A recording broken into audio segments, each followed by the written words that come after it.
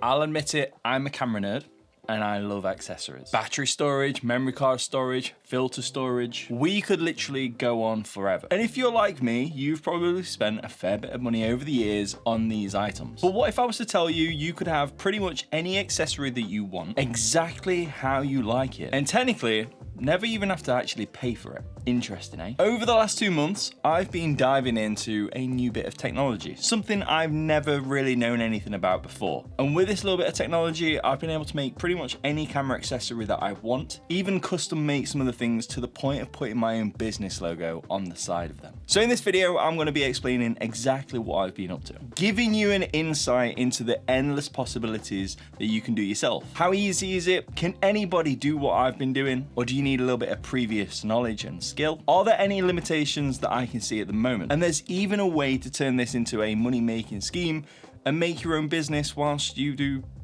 nothing. So let's get started. So what is this crazy contraption that I've been using and trying to get my head around for the last couple of months? Well, this is a 3D printer, specifically the Elegoo Neptune 4 Pro. And at first, genuinely, I thought 3D printers were a bit of a gimmick. I won't deny that. But after using this one over the last couple of months and seeing what they can actually do, I take it all back. It's certainly not a gimmick. Now I'm going to try and keep this video as simple as possible for anyone who's never used a 3D printer, because honestly, I haven't really, and I'm certainly not the expert. And if you want to know more about 3D printing in general after this video, then there's plenty of videos here on YouTube which can do that. I'm going to keep this specifically about the printer I've got, the experience that I've had, and the camera accessories that I've been able to make. So this printer can print in a variety of different plastics. PLA and TPU being what I believe is the most popular of the two and the cheapest to use. And for everything I've printed so far, I've only used PLA, but we'll dive into the details a little bit more shortly. But I've been able to print everything from battery storage for the Sony batteries, SD memory card holders. Oh, what's that? You shoot film. It's fine. Perhaps you would prefer a 35mm film holder to be able to store 3 cartridges of film. Oh,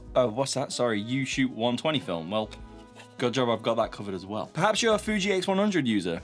Would you like a thumb grip? Or maybe something a little more ergonomic to be able to hold the camera. Perhaps you're worried about your X100 being misplaced, maybe stolen. How about adding an AirTag holder to anything you print on the inside, just to give you that little peace of mind? You know them really annoying little pieces of plastic that you put in your hot shoe to keep all the dust out, that you take off and you're just constantly losing them? I find them in the most random places, so yeah. But now I can print as many as I want for free pretty much and just keep them all in my bag. Arca Swiss plates, Manfrotto plates, the list literally just goes on and on. And as I say, all of these things and more have been printed using PLA, which to my knowledge is the cheapest and the easiest type of plastic to print in. And for some of these things, such as the Arca Swiss and Manfrotto plates, you may want to print in something a little bit more tougher, perhaps something which is a little bit more hard wearing, maybe heat resistant. And there are filaments out there which allow you to do that. There's just a few extra steps that you have to take. You can even get filament with carbon fiber and bits of wood put into it.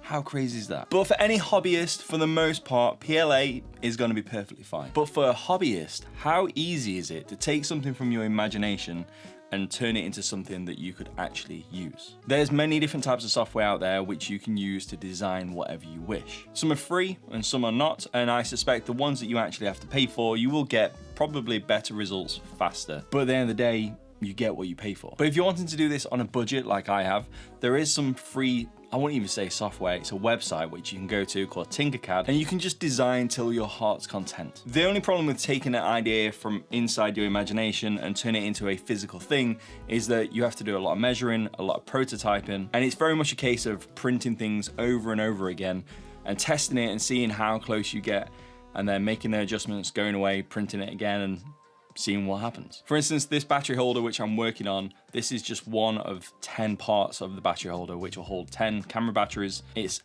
so close to being there now. But it's taken me a number of days and even weeks to be able to sit and get it right. But at the end of the day, that's what you get for taking an idea from your head and trying to make it. This is what all the companies out there have to do. But for those of us who haven't got the time or the patience to deal with any of that, what do you do? What if you're the type of person that wants to bypass all the stuff that I've gone through and just wants to print and leave it? Well, all you need to do is head over to Google, type in whatever you want. So let's say Sony battery holder, add in STL file or 3D print at the end, look for whatever you want, either download a free version or pay for it if you have to. Once you've got that STL file, add it to the slicer, which is also a free piece of software. And that pretty much tells the printer exactly what it needs to do to be able to print the object. Export the finished thing, which is called the G code, put it on a USB stick, put it into the printer and hit print. Then you can leave it, walk out the room, come back a few hours later, sometimes even a day or so later, depending on how big the print is, and that's it.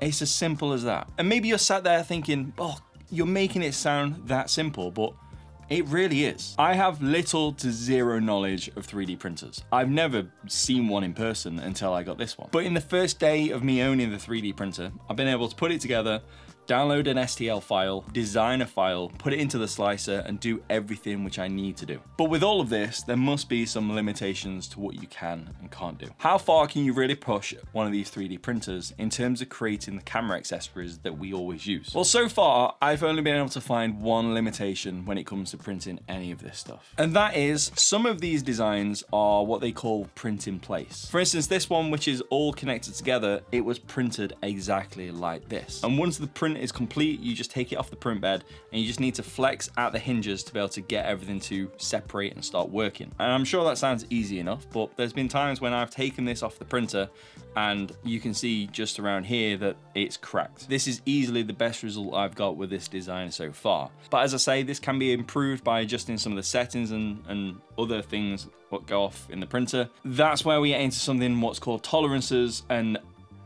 this isn't the video for that. This is a camera channel, not a 3D printing channel. And there's many videos out there on YouTube with much more knowledgeable people about 3D printers, not just me, who's had one for 2 months. So we'll move on. But hey, it's all well and good talking about what you can do with it.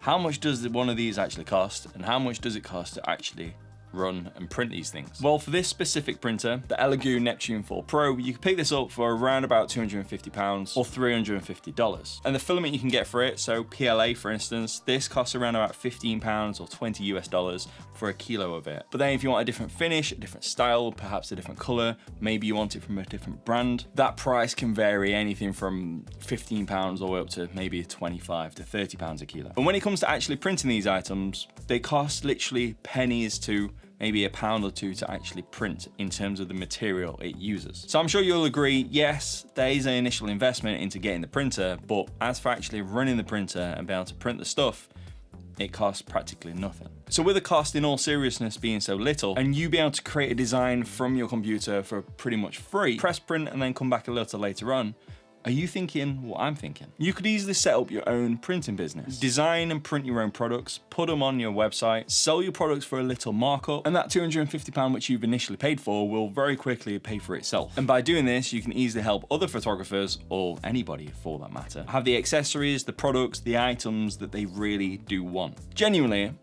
I'm really impressed. I've used this printer for so many things, not even just camera accessories, but my own personal items. So if you do want to pick one of these up, I'll leave some links below where you can go over to the Elegoo website or straight over to Amazon to get this. If you have any questions about the designs, the printer, the filament, anything at all, feel free to let me know in the comments below and I'll do my very best to be able to answer them. As I've said before, and as you probably realized already, I'm no expert in any of this, but I hope I can help you. I hope this video has helped you, and I hope it's sparked a little bit of an imagination so you can have a go yourself. Because when you buy a camera, buying the camera accessories can become pretty addictive. And you can buy a lot of things which end up being pretty useless, like these right here in this video. I'll see you soon, and thank you for watching.